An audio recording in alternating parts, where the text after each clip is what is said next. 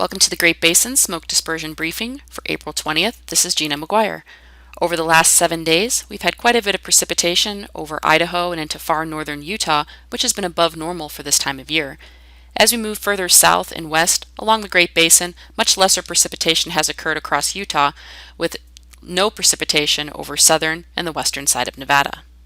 The water vapor satellite loop and 500 millibar overlaid pressure show an area of low pressure now moving into northern California, which will continue moving northward throughout the Pacific Northwest.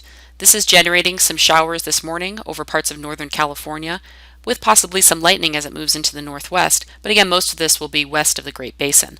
Otherwise, a stronger ridge of high pressure still dominates the Great Basin. However, winds will be increasing today ahead of that area of low pressure.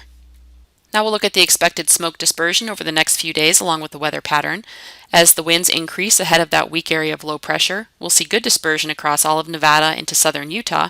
However, lighter winds will still continue across Idaho, Wyoming, and northern Utah for generally lower ventilation indices.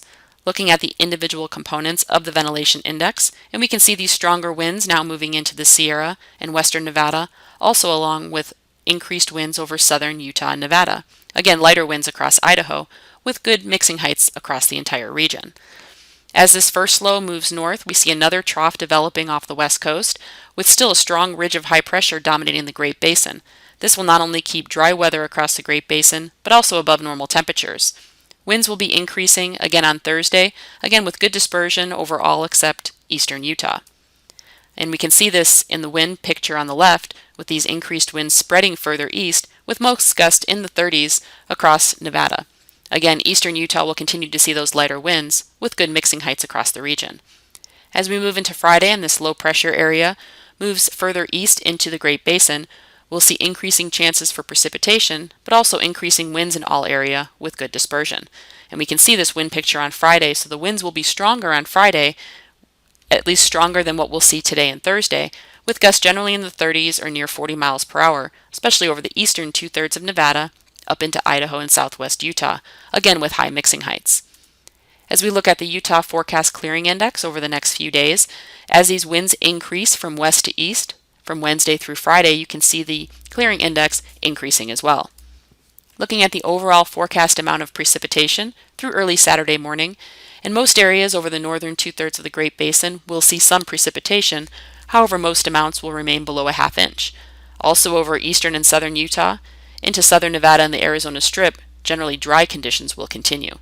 We will see increased precipitation in the mountainous areas of the Sierra Nevada, with over 1 or 2 inches of total precipitation possible.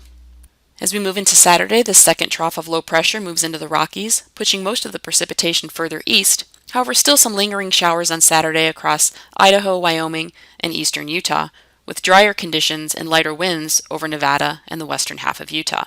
Therefore, dispersion will be decreasing across these areas of Nevada and Utah as winds decrease, but still remain very good over Idaho into western Wyoming. As we move into Sunday, another area of low pressure drops south from the northwest, and this will increase precipitation chances later in the weekend and also bring much cooler weather to the northern half to two-thirds of the Great Basin.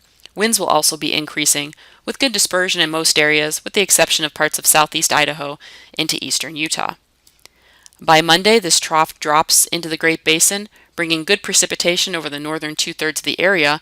Also, with these colder temperatures, snow levels will be dropping, to some areas seeing snow down in the lower elevations of the northern parts of the Great Basin as we get into early next week. Also, as this low moves in, bringing precipitation and wind, we'll see good dispersion in most areas, with the exception of parts of the Sierra into western Nevada, as this ridge of high pressure moves in quickly behind the low. By Tuesday, this low tracks further east, with precipitation still lingering across Idaho, northern Utah, and Wyoming, and yet another trough of low pressure is quickly on its heels off the northwest coast, which will bring more precipitation by the middle of next week. Also, dispersion between these two areas of low pressure will be relatively low over parts of Nevada and Utah into the Arizona Strip, as winds will be lighter. Looking at the overall expected amounts of precipitation from Saturday through early Monday morning, and again you can see the precipitation focus is still over the northern two-thirds of the Great Basin, however bringing much higher amounts than what we'll see this week, but still southern Nevada, the Arizona Strip, and parts of southern Utah remain dry. If we look at the overall weather pattern as we go into the last part of April into early May, and we see these wet and cool conditions really continuing across most of the Great Basin. Parts of Idaho may remain on the warmer side, but still good amounts of moisture really will impact much of the west. That concludes the briefing for today. If you have any questions, feel free to contact us. Thank you for listening.